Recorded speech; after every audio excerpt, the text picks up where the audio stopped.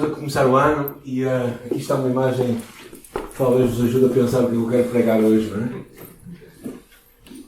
Ou seja, tu não tens de ficar na mesma, tu podes mudar, não é? Tu podes mudar.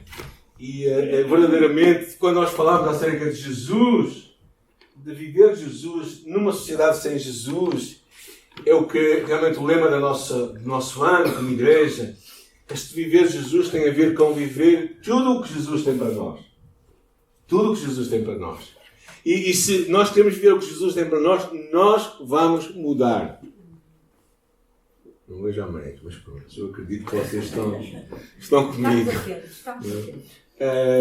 E verdadeiramente, quando a palavra de Deus é lançada na terra, a Bíblia diz que ela muda, ela cresce, ela tem poder para trazer transformação. E hoje eu quero falar um pouco acerca de como é que Deus faz as mudanças em nossa vida. E foi uma mensagem que me abençoou muito, porque verdadeiramente quando eu preparo as mensagens, normalmente eu sou o primeiro beneficiado delas. Não é? Então Deus fala comigo primeiro e eu bem preciso de ouvi-lo. Não é? E Deus muitas vezes usa crises em nossa vida para poder trazer mudanças para cada um de nós. Eu não sei se alguém está em crise, sendo uma crise ou está no meio de uma crise. Mas a vida é assim. A vida o Rick Warren dizia que ou nós estamos a entrar numa crise, ou estamos numa crise, ou estamos a sair de uma crise.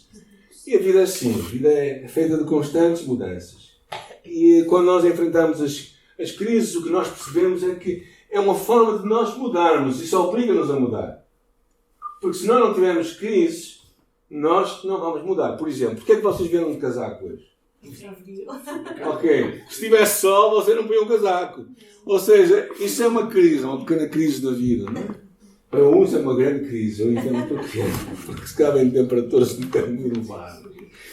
Mas verdadeiramente, quando nós pensamos nas crises que enfrentamos, às vezes há pessoas que vivem crises financeiras, batalhas financeiras, batalhas de uma saúde física, não é? Batalhas nos nossos relacionamentos, batalhas com o nosso passado ou com o nosso presente. Talvez pensemos que essas sejam as nossas maiores batalhas. Se eu te perguntasse hoje qual é a tua crise, talvez a tua imagem vinha logo uma coisa, um problema familiar, um relacionamento, ou uma conta por pagar. Mas eu vou-vos dizer uma coisa, que a nossa maior batalha não é com essas coisas, a nossa maior batalha é com Deus. É um pouco estranho isto. Mas a questão como tu e eu encaramos Deus na nossa vida vai determinar como nós vamos sair ou não sair das nossas crises. A forma como nós aprendemos a confiar em Deus e a obedecer a Deus é que nos vai ajudar a mudar a nossa vida. Porque ainda nós pensamos que a nossa crise é o problema que nós estamos a passar, e poderá ser. Mas a forma como tu olhas para Deus e como tu enfrentas Deus, então tu vais perceber como é que tu vais ter esta batalha. E a história que hoje vamos falar é a história de um homem chamado Jacó. O que é que sabemos de Jacó? Jacó era um de dois irmãos, numa família de Isaac. O seu pai era Isaac, e quando os dois nasceram eram gêmeos. E quando o primeiro que nasceu foi Esaú. Esaú veio para fora e o seu irmão logo atrás dele, que diz a Bíblia, a apanhar o seu tornozelo. E estava a lutar com o seu irmão para ser o primeiro, porque quem fosse o primeiro era o primogênito e tinha a bênção do primogênito. Então, verdadeiramente, era um homem que começou a vida assim, e ele vivia numa família disfuncional. E esta era a família do início da história da nação de Israel. Era uma família disfuncional porque havia dois filhos. Havia um pai e uma mãe. O pai gostava mais de Esaú, que era um homem que gostava de caçar e cozinhar. Eu não duvido porque ele gostava mais de Esaú, porque ele gostava de comer. Não é? Comia da caça que o seu filho trazia. Não é? Então ele gostava. E a sua mãe gostava de Jacó. Então, enquanto eles cresceram, eles sabiam que um era predileto de um, outro era predileto do outro, e aí jogaram. Até que a sua mãe, mais à frente, a vida avança, e o irmão mais velho, Esaú, uma dada altura, estava com tanta fome, que foi ter com o seu irmão mais jovem, ele estava a cozinhar, e disse: olha pai, eu venho do direito de primogenitura por aquilo que estás a cozinhar. Então trocou aquilo para um cozinhar, não é?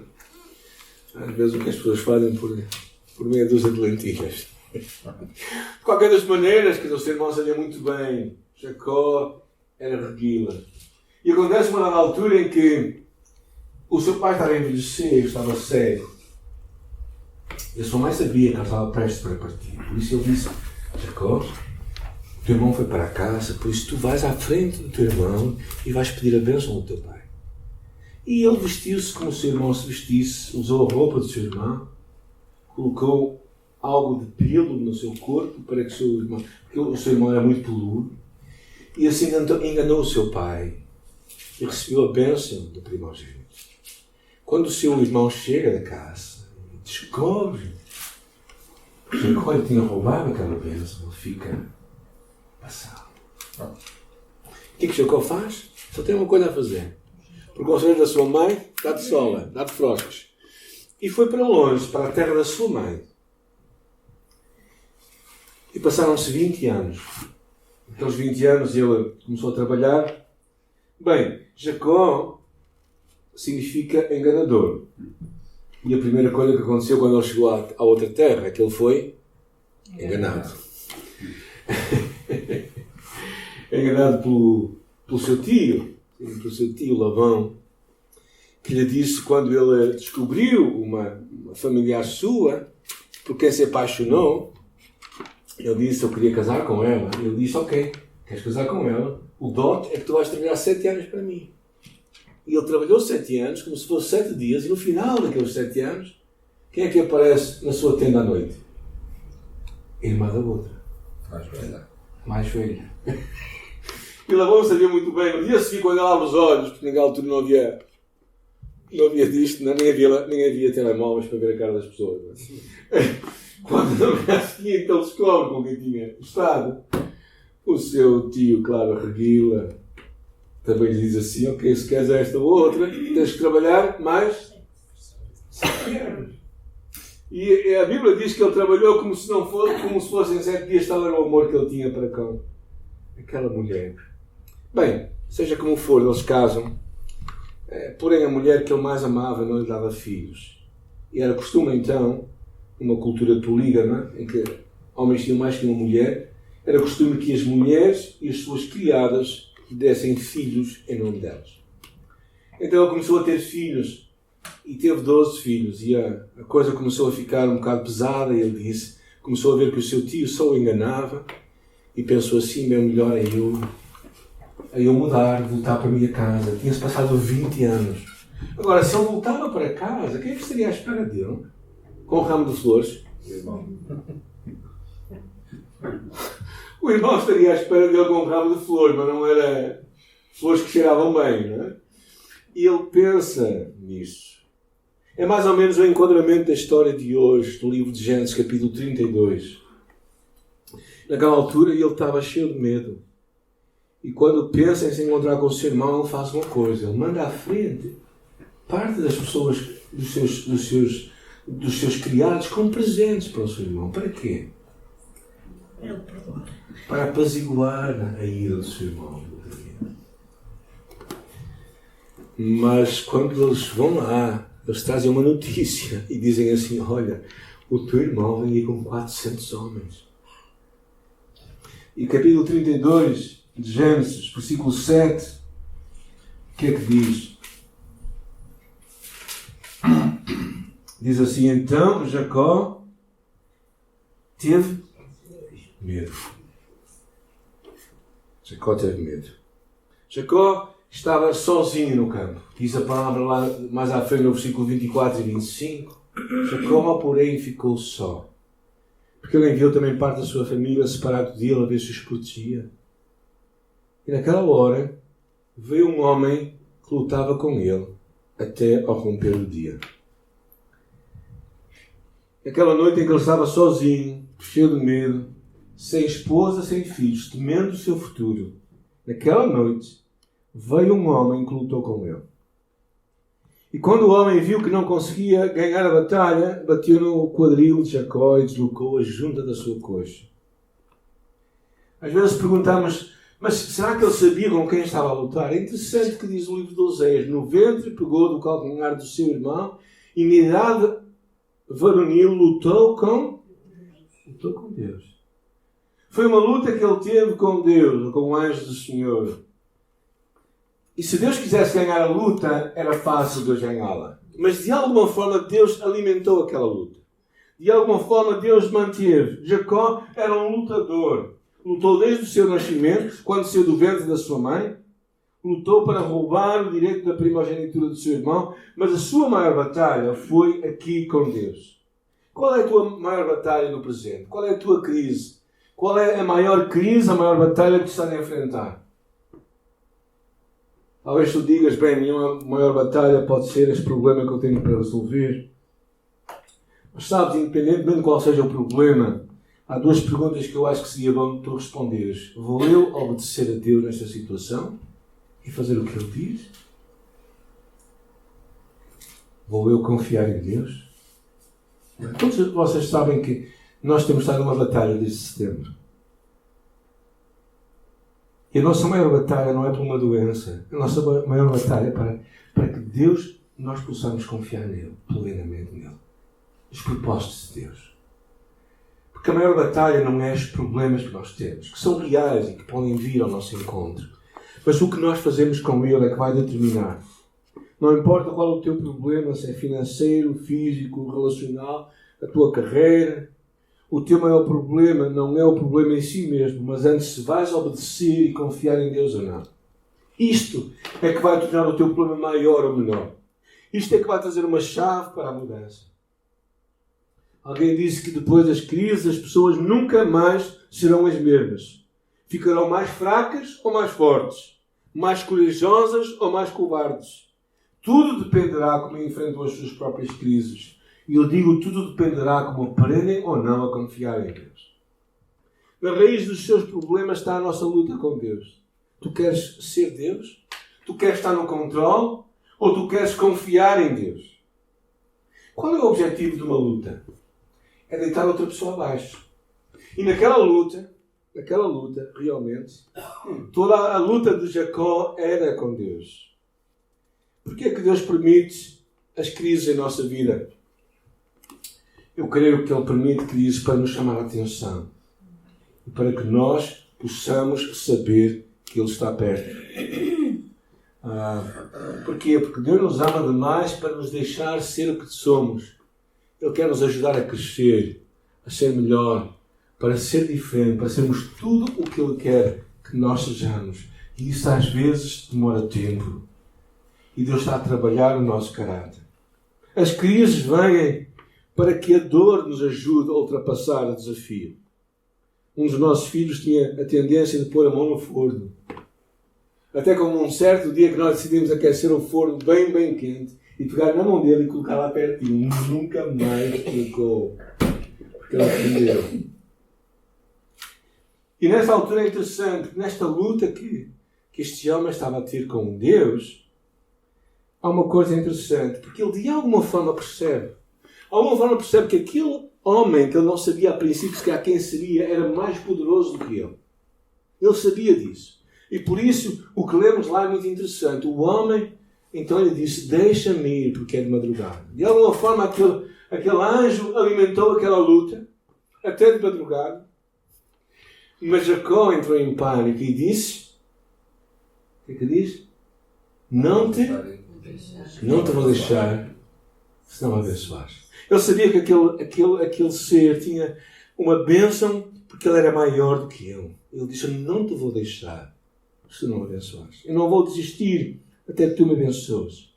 Eu não vou deixar que tu te vás embora sem que tu me abençoes. Quando Deus traz crise em nossa vida, Ele não nos traz para nos derrotar, mas verdadeiramente eu acredito para que nós sejamos abençoados. Às vezes nós esperamos que quando as crises vêm nós possamos orar e as coisas logo acontecem. Ora, se a coisa fosse assim, nós certamente teríamos pessoas mimadas. Imagina que tu entraste no mês passado, foi mês de dezembro. Quem gastou dinheiro a mais do que devia? Não vale a pena pôr a mão no ar. Mas se calhar tivemos aquele pensamento compulsivo, vimos uma coisa que dizendo assim, eu vou comprar isto. Vou comprar isto. E então tomamos aquela decisão assim de ânimo leve. E chega janeiro e precisamos de pagar aquilo. Certo? E aí nós fazemos o quê? Oramos a Deus.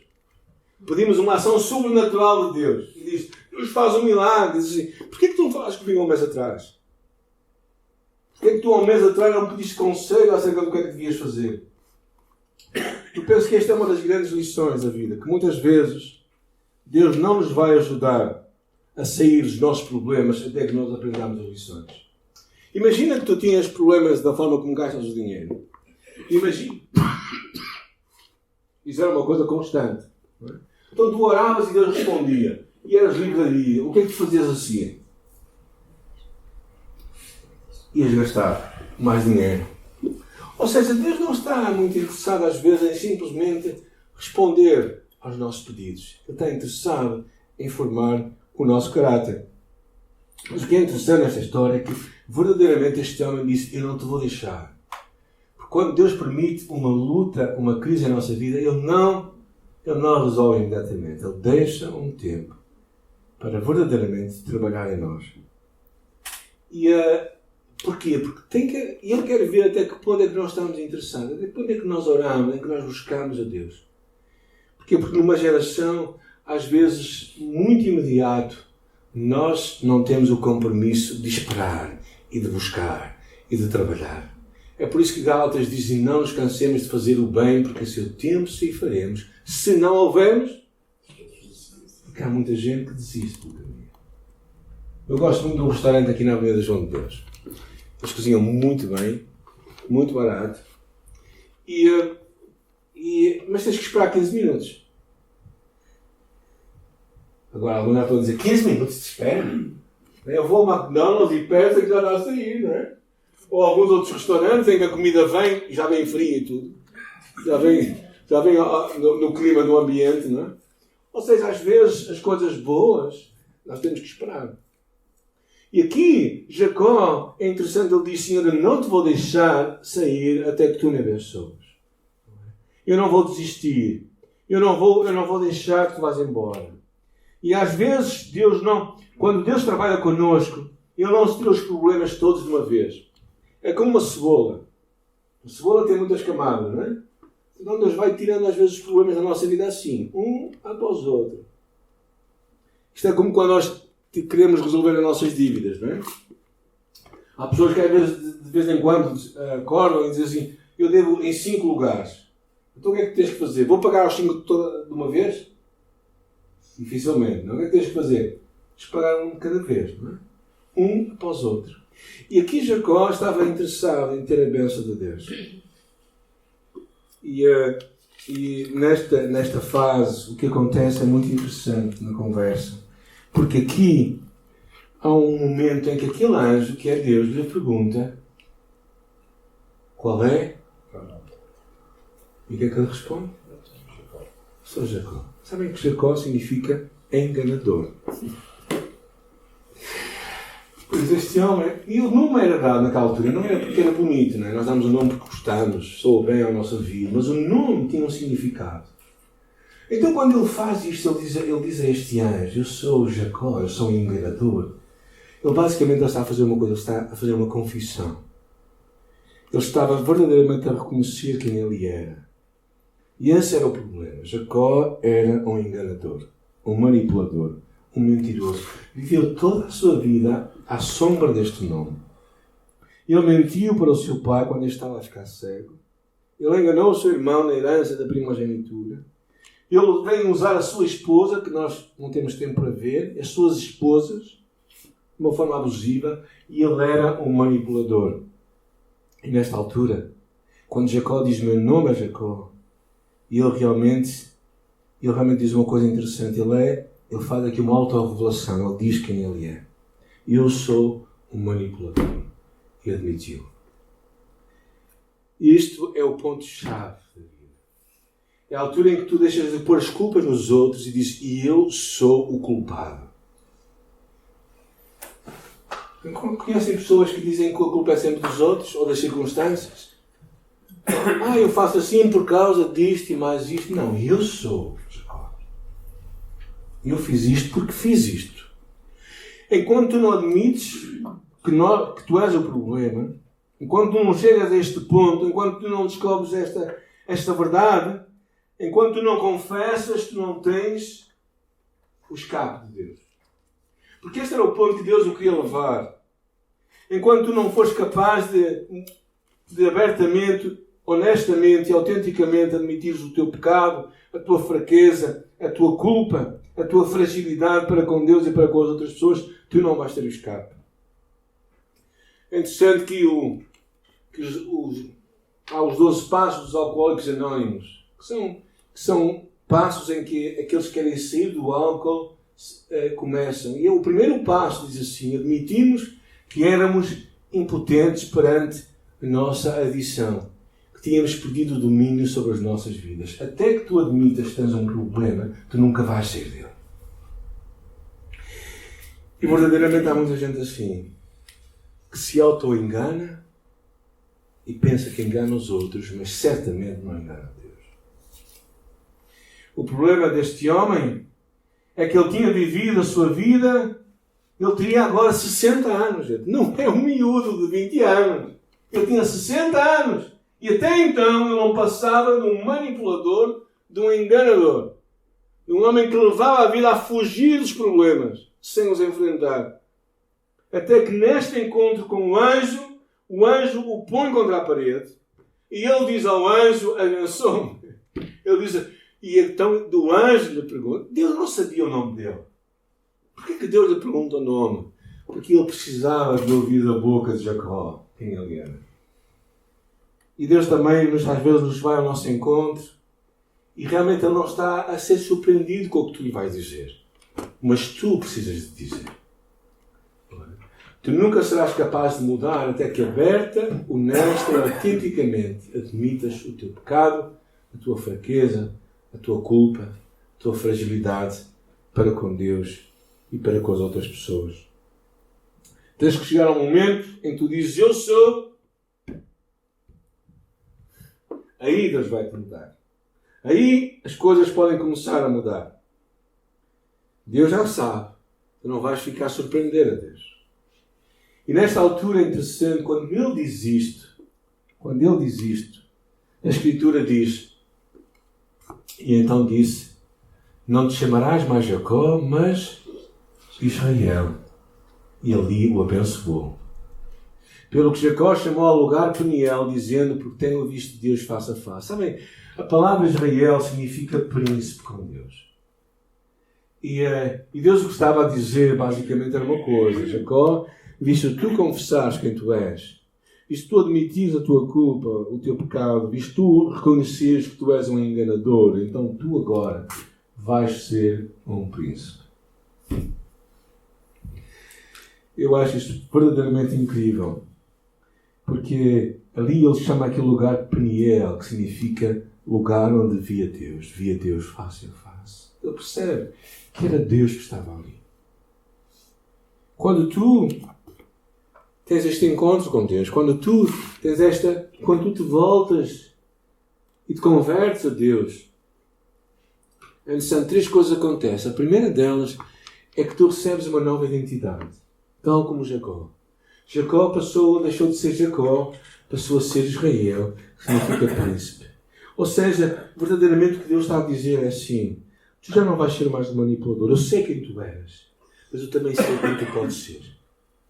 Eu sei quem tu eras, que eras um enganador, mas eu sei que tu podes ser um príncipe. E quando tu e eu encontrarmos a Deus, apesar dos nossos muitos pecados, apesar de todas as coisas que podemos ter feito de errado na nossa vida, Deus olha para nós e Deus vê o que Ele pode fazer em nós por causa de Jesus.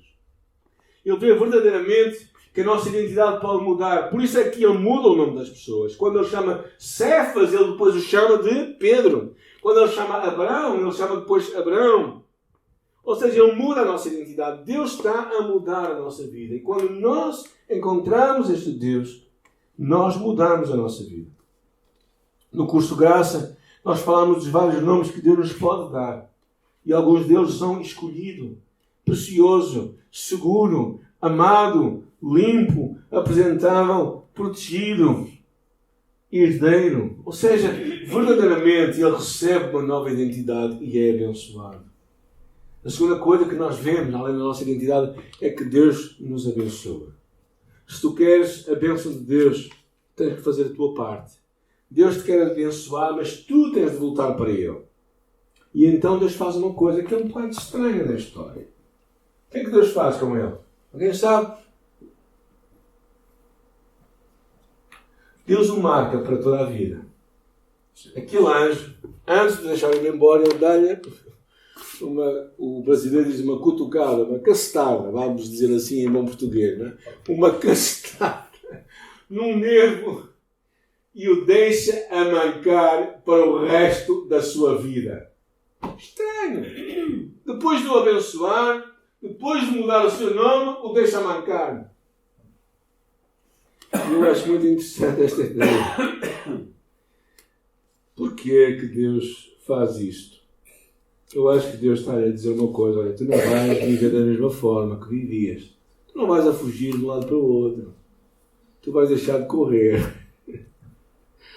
Eu acho que esta imagem de mãe que já era interessante. Um homem perguntou ao médico amigo e disse assim: qual é o significado exato de Deus tocar na juntura da coxa? E o médico respondeu: a juntura é a parte mais forte do corpo humano. Um cavalo dificilmente a pode deslocar.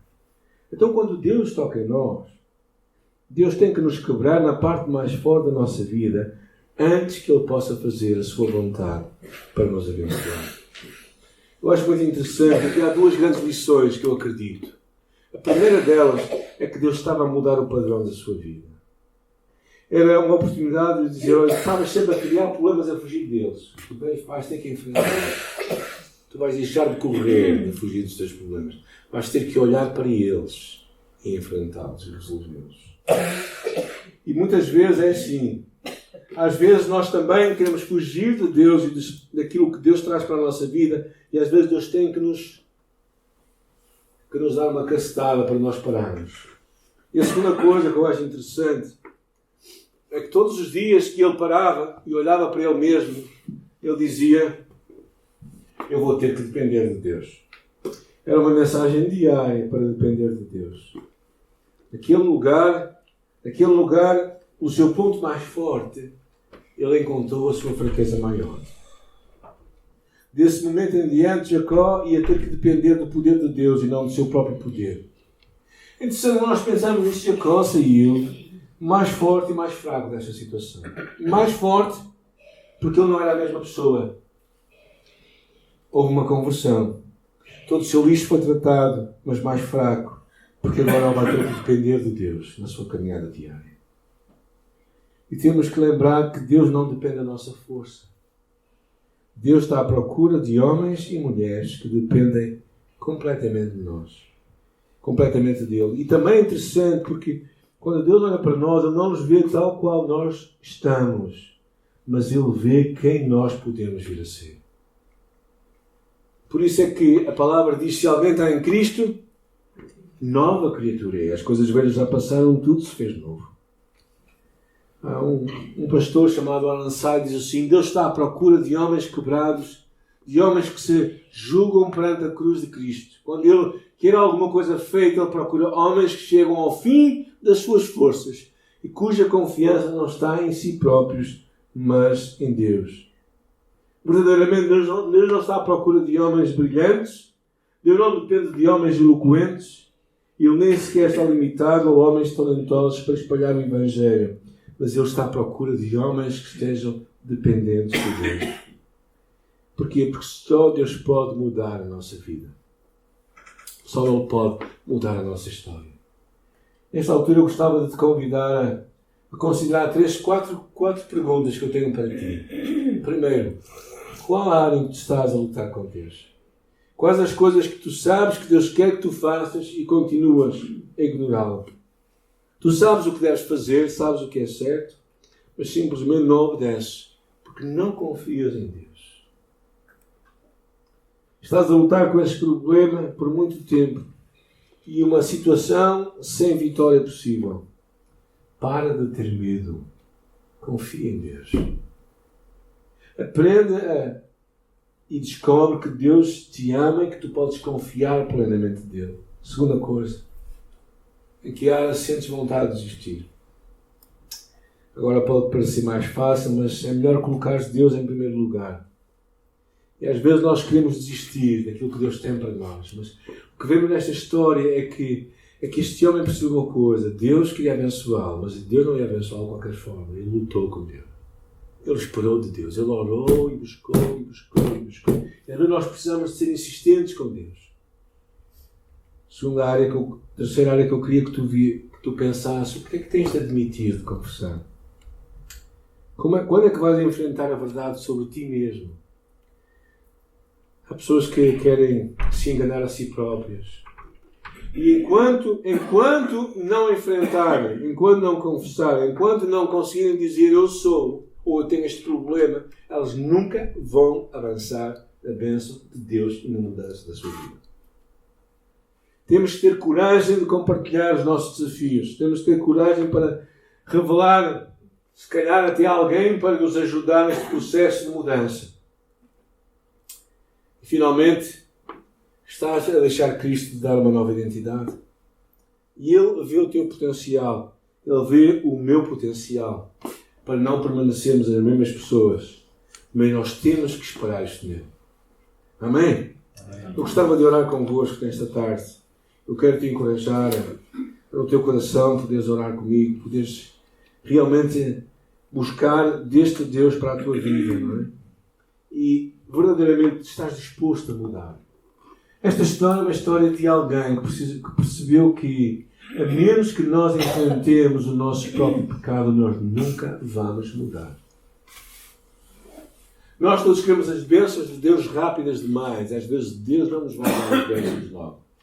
Nós precisamos de buscar insistentemente o que Deus tem para nós. Oremos. Senhor, eu já não quero ser mais a mesma pessoa, eu quero mudar. Eu quero seguir adiante. E hoje eu estou a começar esta caminhada. Entrego a minha vida a Ti. Peço que me dirijas. Sê o dono da minha vida. Confesso todos os meus pecados e te peço perdão. E neste dia eu confio na promessa de que Tu me perdoas completamente. Tu me dás um novo nome.